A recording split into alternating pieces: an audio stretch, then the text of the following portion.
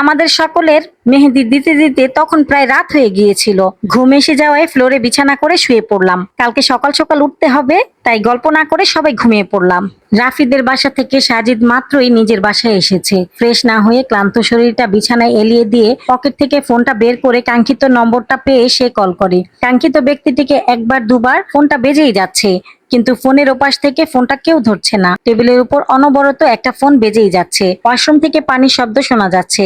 কিছুক্ষণ পর ওয়াশরুমের দরজা খুলে বেরিয়ে আসে রীতি। টেবিলের উপর ফোনটা বাজতে দেখে এগিয়ে এসে সে ফোনটা হাতে নেয়। ফোন স্ক্রিনে সাজিদের নামটা ভেসে ওঠে।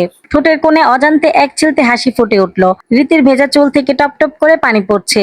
এক হাতে তোয়ালে দিয়ে মুছতে মুছতে অন্য হাতে কলটা রিসিভ করলো। সে ওপাশে কয়েক সেকেন্ড নীরবতা। তারপর সাজিদের কণ্ঠ ভেসে এলো, হ্যাঁ অবশেষে ফোনটা ধরলে? কতক্ষণ ধরে কল দিয়ে যাচ্ছি জানো? রীতি হালকা হেসে বিছানার এক পাশে বসলো। ওয়াশরুমে ছিলাম, ফোন তো আর সাথে করে নিয়ে যায়নি। তুমি কখন বাসায় পৌঁছে গেছো? সাজিদ দীর্ঘশ্বাস ফেলে বলল, মাত্রই আসলাম বাসায়। এই প্রথম এসে তোমাকে কল দিলাম।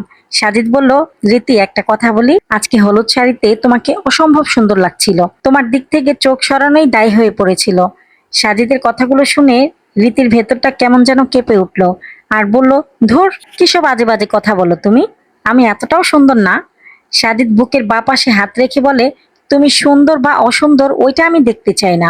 আমার কাছে আমার পৃথিবীর সবচেয়ে সুন্দর মানুষ তুমি। তোমাকে ছাড়া পৃথিবীর সকল সৌন্দর্য ফিকে লাগে। তুমি আমার মন, মস্তিষ্ক, স্নায়ু, রক্তের প্রতিটি রন্ধ্রে রন্ধ্রে মিশে যাওয়া মরণব্যাধি ক্যান্সার, যেটা আমাকে পুরোপুরি গ্রাস করেছে। সাজিদের প্রথম কথাগুলো মুগ্ধ করলেও শেষের কথাটা শুনে রীতি ক্ষেপে উঠল। মানে কি, সে ক্যান্সার নাকি? সে ওকে গ্রাস করবে? এই নিয়ে কথা কাটাকাটি হয় দুজনের মধ্যে। শেষে রীতি রাগ করে ফোনটা কেটে দেয়, সাজিদকে ব্লক করে দেয়। নতুন দিনের সূচনা। ভোরের আলো চোখে পড়তেই ঘুম ভেঙে গেল আমার। বাহির থেকে হইচই শোনা যাচ্ছে। চোখ ডলতে ডলতে ওয়াশরুমে গেলাম ফ্রেশ হতে। ফ্রেশ হয়ে নিচে গিয়ে ড্রয়িং রুমে গিয়ে দেখলাম বড়রা সকলে উঠে পড়েছে। আমাকে দেখে রুবিনা আন্টি ব্রেকফাস্ট করতে বললেন। আমি ভদ্র মেয়ের মতো চুপচাপ ব্রেকফাস্ট করে রুমে চলে এলাম। প্রেমা আপু উঠে গিয়েছে অনেক আগেই। আমি, রুহি, সিমি আর রীতিকে ডাকতে গেলাম।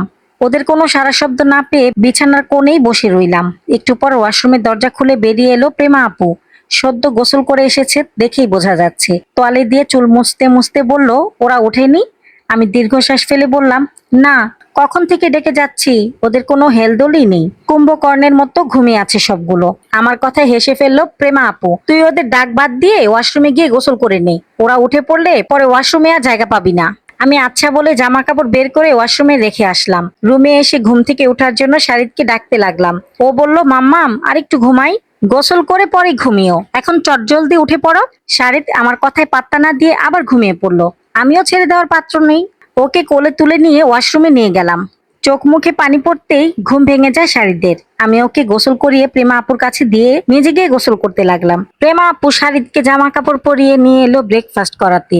গোসল শেষ করে ওয়াশরুম থেকে বেরিয়ে এলাম। আমি ভেজা জামা কাপড় নিয়ে বারান্দায় গেলাম। জামা কাপড় মেলে দিয়ে আসার সময় আমার নজর যায় উঠোনের দিকে। সকলে রান্নার সরঞ্জাম নিয়ে ব্যস্ত। ইতিমধ্যেই রান্নার লোকও চলে এসেছে। রুমে এসে রুহিকে ঘুম থেকে উঠিয়ে কোনো রকমে ওয়াশরুমে পাঠালাম। প্রেমা আপু ট্রেতে করে রুহি, সিমি আর রীতির জন্য নাস্তা নিয়ে এসেছে। প্রেমা আপু পানির জগ থেকে একটু পানি নিয়ে সিমি আর রীতির মুখে ঢেলে দেয়। আচমকা চোখে মুখে পানি পড়তেই দুজন শোয়া থেকে ধরফরিয়ে উঠে বসে। সিমি চোখ বড় বড় করে চারপাশে তাকে বিরক্ত হয়ে বলল, কে কে কে করেছে এই কাজটা? প্রেমা আপু বলল, আমি করেছি, এখন কি করবি কর। হ্যালো বন্ধুরা, এই গল্পটি তোমাদের কাছে কেমন লেগেছে অবশ্যই কিন্তু কমেন্টের মাধ্যমে জানাতে ভুলবে না। আর এই গল্পের প্রতিটি পর্বগুলোই কিন্তু খুবই ইন্টারেস্টিং। আর তোমরা কে কে পুরো গল্পটা দেখছো আর আমার সাথে আছো সেটাও কিন্তু কমেন্টের মাধ্যমে জানাতে ভুলবে না। তোমাদের লাইক এবং কমেন্ট আমাকে অনেক উৎসাহিত করে নতুন আরেকটি ভিডিও তৈরি করার জন্য। আজকের মতো চলে যাচ্ছি, আবার কালকে চলে আসবো। সবাইকে অসংখ্য ধন্যবাদ। আল্লাহ হাফেজ। আসসালামু আলাইকুম।